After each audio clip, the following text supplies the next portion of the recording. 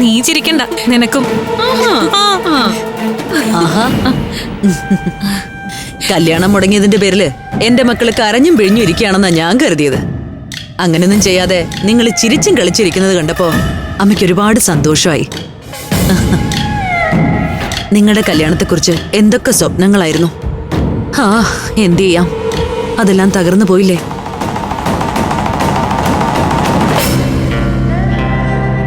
നടന്ന കാര്യങ്ങൾ പിന്നെയും പിന്നെയും ഓർമ്മിപ്പിച്ച് നിങ്ങളെ വിഷമിപ്പിക്കാനല്ല കലയമ്മ വന്നത്.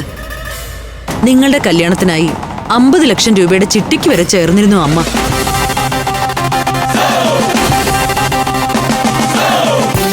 ഈ മാസം ചിട്ടി പിടിക്കാമെന്നാ കരുതിയിരുന്നത്. ഇനിയിപ്പോ ധൃതി വെക്കണ്ടല്ലോ.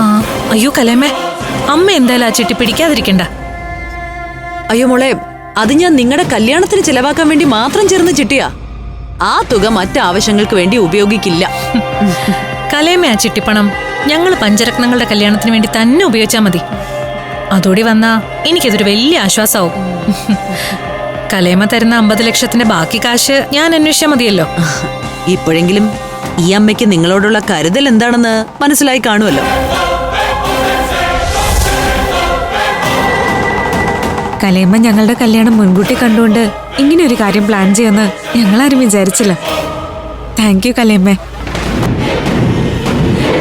എന്തായാലും ഈ മാസം തന്നെ ആ ചിട്ടി പിടിക്കാനുള്ള ഏർപ്പാട് കലയമ്മ ചെയ്തോളൂ. ഫ്ലവേഴ്സ് ടിവിയുടെ സ്മാർട്ട് ഷോയിൽ പങ്കെടുക്കാൻ നിങ്ങളെ ക്ഷണിക്കുന്നു.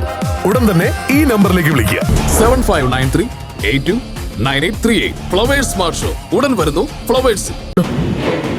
ഞാൻ പറഞ്ഞതൊന്നും അമൃതയ്ക്ക് മനസ്സിലായില്ലേ?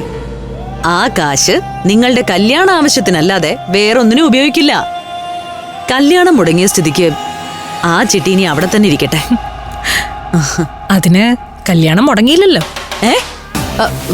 മുടങ്ങിയില്ലേ?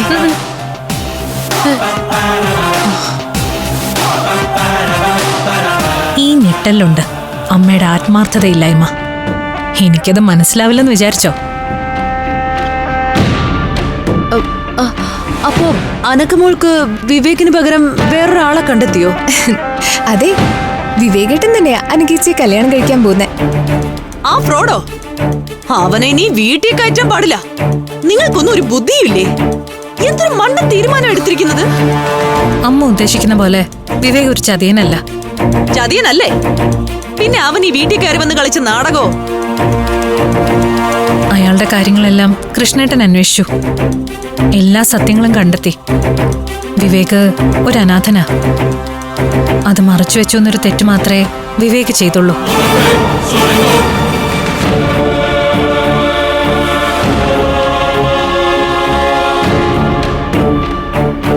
അല്ല, അങ്ങനെയാണെങ്കിൽ തന്നെ കല്യാണത്തിന് ഇനി 3 മാസം സമയമുണ്ടല്ലോ. അതിനു മുമ്പ് ആദ്യം എൻഗേജ്മെന്റ് നടത്തണ്ടേ?